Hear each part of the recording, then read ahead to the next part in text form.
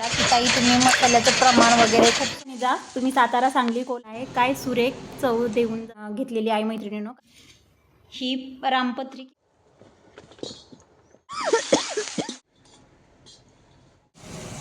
नमस्कार मैत्रिणींनो. महाराष्ट्रातल्या कुठल्याही ठिकाणी जा तुम्ही सातारा सांगली कोल्हापूर सोलापूर असेल आमचा मराठवाडा असेल पश्चिम विदर्भ असेल वगैरे महाराष्ट्र असेल कुठल्याही भागात जरी तुम्ही गेलात तरी पण आपला काळा मसाला किंवा घाटी मसाला हा भाजीला नसेल तर भाजी बेचवच नाही का. तर त्यासाठी मी घेऊन येते एकदम झणझणीत ठसकेबाज रंगतदार आणि एकदम चविष्ट असा परफेक्ट रेसिपी असणारा काळा घाटी मसाला जो की सर्वांनाच आवडेल. आता उन्हाळ्याचे दिवस आहेत मैत्रिणींनो आणि उन्हाळ्यामध्ये घाटी मसाला करून घेतला तर तो 2 वर्ष तर नक्कीच टिकल असा घाटी मसाला आहे. काय सुरेख चव देऊन जातो हा मसाला. काय खमंग वास सुटला मैत्रिणींनो या मसाल्याचा. खूप सुंदर आणि रंग पहा किती छान आला याला. मैत्रिणींनो मसाला म्हटलं की तो म्हणजे भाजणं असेल त्याच्यामधील योग्य प्रमाण असेल किंवा बऱ्याचशाच काही गोष्टी असतात की ज्या मुलांनी जर का घाटी मसाला वगैरे केला तर नंतर लक्षात येतं की याच्यामध्ये हे कमी आहे ते कमी आहे किंवा हे असं केलं असतं तर तसा झाला असता. तर अशा काही बऱ्याचशाच गोष्टी आहेत की तुम्ही या व्हिडिओमध्ये नक्कीच शिकताल. चला तर आपल्या व्हिडिओला चॅनलला शेअर सबस्क्राईब लाईक जरूर करा आणि पुढील रेसिपी नक्की पहा. हाय मैत्रिणींनो, मी आपल्या डेली व्लॉगमध्ये तुमचं सहर्ष स्वागत करत आहे आणि आजची आपली रेसिपी दाखवत आहे ती प्रत्येक किचनमध्ये असा घमघमाट सुटणारा आणि किचनचा राजा तो म्हणजे घाटी मसाला नाही का. तर ह्या घाटी मसाल्याचे बरेचसेच अशा काही ट्रिक्स असतात. त्या ट्रिक्स मी अगदी स्टेप बाय स्टेप या व्हिडिओमध्ये शेवटपर्यंत दाखवलेल्या आहेत. प्रत्येकजण पाहूनच शिकून जाईल अशी ही रेसिपी आहे आणि ती सर्वांसाठीच अशी आहे की 2 ते 3 वर्ष तरी हा मसाला 100% म्हणजे 100% टिकतोच अशी परफेक्ट रेसिपी मी आज दाखवणार आहे. चला आज आपण व्हिडिओला सुरुवात करणार आहोत आणि आपली रेसिपी दाखवणार आहोत. तर त्यासाठी मी बेडगी मिरची 4 किलो आणि लाल मिरची 4 किलोच घेतलेली आहे मैत्रिणींनो. कारण की बेडगी मिरचीने एवढ्या रंगतदार आणि सुरेख भाज्या होतात. भाजीवर तरीही कायम राहते आणि कलर भाजीला बघा असेल किंवा चव असेल खूप छान येते बेडगी मिरचीने. म्हणून मी दोन्ही मिरच्यांचं समप्रमाण घेतलेलं आहे 4-4 किलो. चला तर पुढील मसाल्याचे पदार्थ पाहूयात. तर मी 8 किलो मिरचीसाठी हे पहा काय घेतले. 1 किलो तीळ घेतलेले आहेत. हे 1 किलो खोबऱ्याचं काप काढून घेतलेले आहेत. हे 1 किलो खोबरं आणि 1 किलो धने हे 3 समप्रमाणात घेतलेलं आहे मी. खोबरे धन आणि तीळ 1-1 किलो घेतलेत मैत्रिणींनो. आता हे पाहू शकता हे तमालपत्र आहे. हे तमालपत्र आहे हे दोन्ही मिळून आहे 100 ग्रॅम 50-50 ग्रॅम म्हणजे 100 ग्रॅम तमालपत्र आहे मैत्रिणींनो. हळकुंड आहे पावशेर. हे आहे मोठी विलायची ही आहे 50 ग्रॅम. ही हिरवी विलायची आहे 10 ग्रॅम म्हणजे 1 तोळा. हे हळकुंड आहे पावशेर. आपली ही दालचिनी आहे 200 ग्रॅम आणि दगडी फूल आहे 50 ग्रॅम. आता हे होते मोठाले मसाले. आता आपले छोटाले मसाले पाहणार आहोत. हे आहे चक्रफूल हे आहे 100 ग्रॅम. ही खसखस आहे 100 ग्रॅम. ही रामपत्री किंवा याला जावित्री म्हणतात ते आहे 50 ग्रॅम. हे शहाजिरे आहेत ते शहाजिरे आहेत 100 ग्रॅम. लवंग मिरी 100 ग्रॅम आणि लवंग 100 ग्रॅम आहे. आणि हा जो आपला तमालपत्र आहे तेजपत्ताही म्हणतात आपण तो मी 50 ग्रॅम घेतलेला आहे पण तो मैत्रिणी भरपूर दिसतोय पण तो 50 ग्रॅम आहे. हे धने 1 किलो खोबरं 1 किलो आणि हे तीळ 1 किलो आहेत. तर चला आपण हा संपूर्ण मसाला भाजून घेणार आहोत. खूप ऊन पडले मैत्रिणींनो ऊन तर खूपच पडलेलं होतं पण मसाला कुटताना जरा सकाळी 11:30-12च्या दरम्यान मशीनमध्ये गेलं तर पटकन मसाल्यालाही नंबर लागतो. म्हणून माझी तळतळ होती. पटकन मसाला भाजून घेऊन मी डंक्यावर जाईन. डंक्यावरचा मसाला जसा खूप चविष्ट लागतो तसा मिक्सरवरचा किंवा त्या ग्राइंडरवरचा मसाले चांगले नाहीत लागत मैत्रिणींनो. आमच्या भागामध्ये एका जागेवर चांगला म्हणजे डंक्यावर मसाला कुटून देतात. डंक्यावर मसाला कुटताना संपूर्ण साहित्य जे असतं मसाल्यातील संपूर्ण एकजीव आणि मिक्स होतं त्याच्यामुळे मसाल्याला ही वेगळीच चव येते मैत्रिणींनो.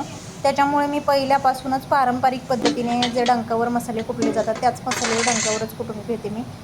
ग्राइंडर किंवा मिक्सरवर मी कधीच मसाले कुटत नाही. तो मसालाच बेचव होतो एवढंच आपण सामान वगैरे वापरतो.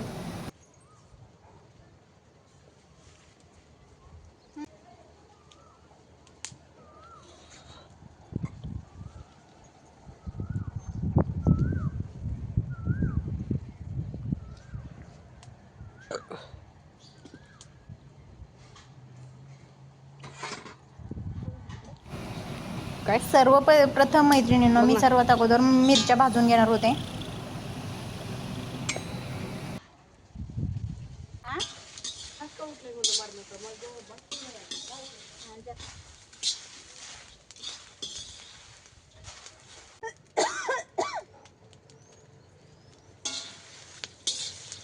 मसाला भाजताना तेल हे खूपच कमी टाकायचं असतं मैत्रिणींनो.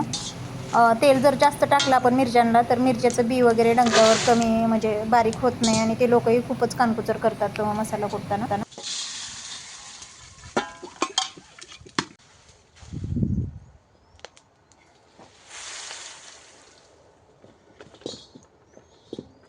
उन्हाचा कहर तर खूपच होता मैत्रिणींनो, तसेच मिरचीचा ठसकाही भरपूर होता. पण ठसकेबाज मसाला करण्यासाठी आणि खाण्यासाठी ठसका तर येणं आवश्यकच आहे. पण आमचं हे ओपन किचन असल्यामुळे जरा धूर ठसका वगैरे बाहेरच्या वातावरणात पटकन हे होत होतं. किचनमध्ये असा मसाला जर का भाजायचं म्हटलं ना मैत्रिणीनं, तर घरातला तिखट धूर आणि खोकला अशक्यच बाबा थांबणं तर.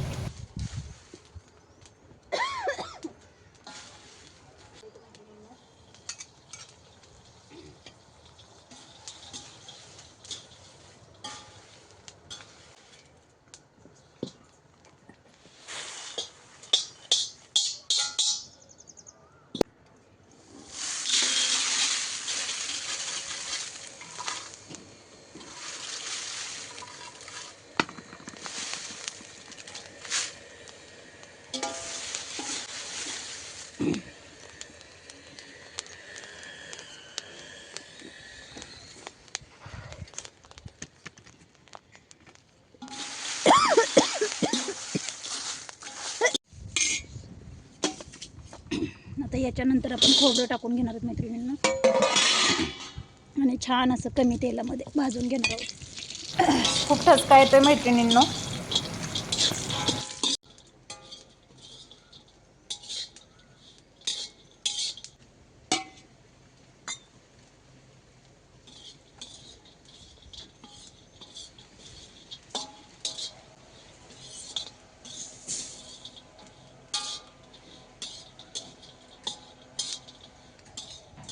प्रणव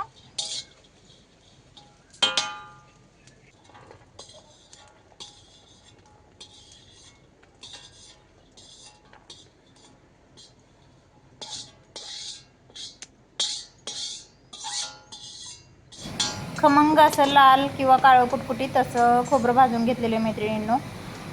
तेलामध्ये चांगलं मस्त परतून घ्यायचं आहे हे खोबरं.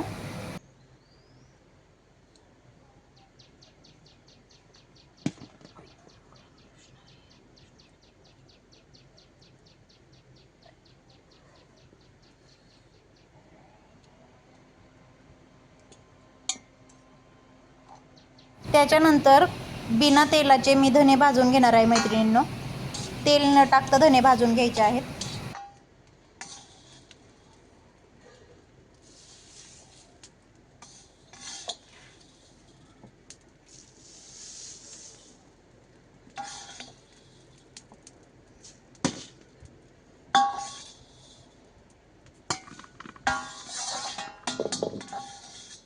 एका मिरची ही एका पातेल्यात किंवा एका पाटीत बसत नव्हती. बरीच 8 किलो मिरची होती, त्याच्यामुळं 2 जाग्यावर ओतण्यात आली मैत्रिणींनो.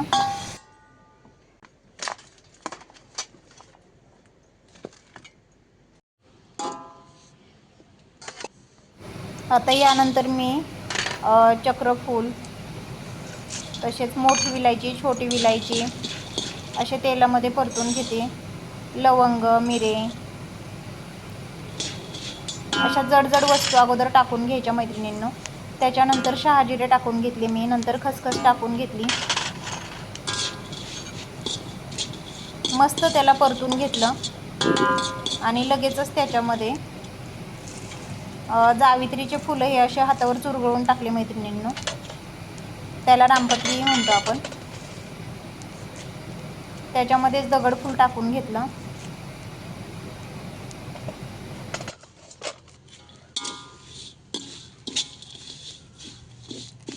हे चांगलं मस्त भाजून घेतल्याच्या नंतर त्याच्यामध्ये तीळ टाकून घेतले. तिळासोबत हे खसखस वगैरे कढईला चिकटूनही राहत नाही आणि काहीच नाही, त्याच्यामुळे सर्व साहित्यासोबत मस्त असं हे निघून येईन. त्याच्यामुळे मी तिळण ते सगळं मिक्स करून टाकून घेतलं याच्यामध्ये.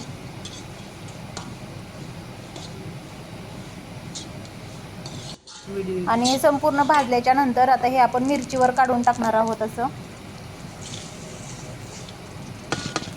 आता हे सगळं टाकून घेतल्याच्या नंतर मिरची भाजायची राहिली होती, ती म्हणजे बेडगी मिरची सगळ्यात पाठीमागं ठेवली होती. ती मिरची मोठांडी असल्यामुळे त्याला जरा थोडासा वेळच लागतो, थोडीशी स्लो ह्याच्यावर भाजून घ्यायची असते ती मिरची. जरा जाडसर पातळ असल्यामुळे ती मिरची जरा सेपरेटच भाजून घेते मी. त्या मिरचीला देखील तेल कमीच टाकलेलं होतं मैत्रिणींनो. आता ही मिरची पटकन भाजून घेऊन तोपर्यंत असं मी पांगून ठेवलेलं होतं संपूर्ण. एकाच जागेवर जर का ढिगारा घालून मिरच्याचा वगैरे ठेवला असतं तर मसाले वगैरे थंड झाले नसते मशीनमध्ये न्यायला. त्याच्यामुळे मला बाहेरही जायचं होतं मिरची कुटायला घेऊन.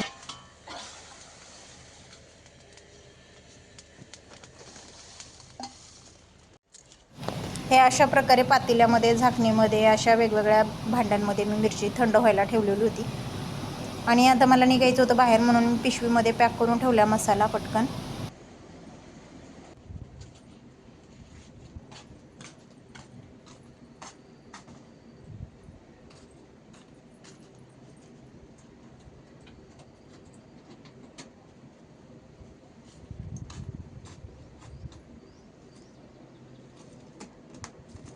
मी आता हा मसाला भरपूर असल्यामुळे जवळजवळ 8 ते 10 किलो मसाला कुटून तयार होणार होता, पावणे 11 किलो. तर त्याच्यामुळे मला तो डब्यामध्ये तर काही डंक्यावर नेता येईना. त्याच्यामुळे मी अशा पद्धतीने मोठमोठ्या मिरच्या, ज्या मिरच्यांमध्ये कॅरीबॅगमध्ये आणल्या होत्या मोठ्याल्या 3-3, 4-4 किलो मिरची एका ह्याच्यात, अशा पद्धतीचा मी पिशव्यांमध्ये त्या मिरच्या पॅक केलेल्या होत्या. म्हणून मी त्या गोणीमध्ये ठेवून घेतल्या.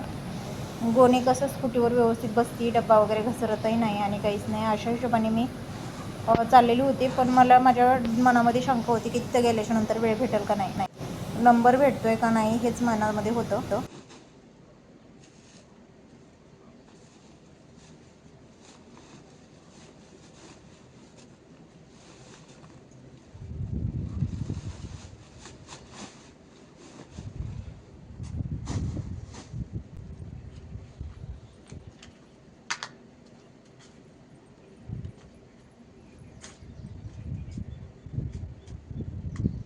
डंकावर मसाला कुटलेल्या मसाल्याची चव ही नेहमी वेगळीच लागते मैत्रिणींनो.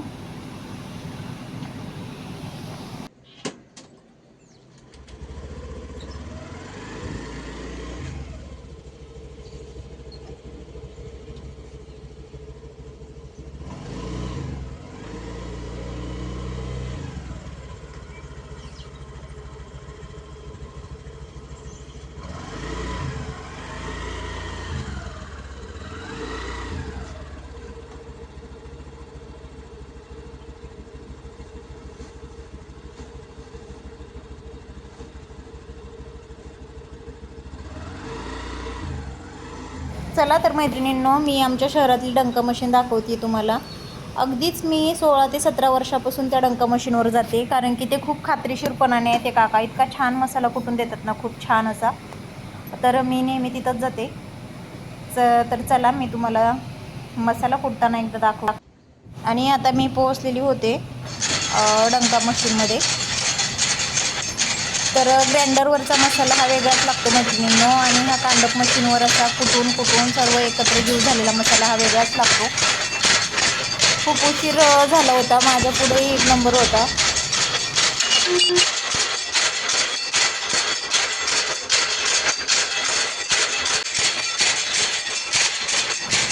त्या काका बारक्या चाळण्यावर एकदा, मोठ्या चाळण्यावर एकदा, अशा वेगवेगळ्या चाळण्यावर कुटून असं संपूर्ण एक जीव हे करून देतात मसाला. पण मी मात्र डोक्याला हात लावून बसलेले होते. खूप मला कंटाळा आलेला होता आणि थकवाही आलेला होता.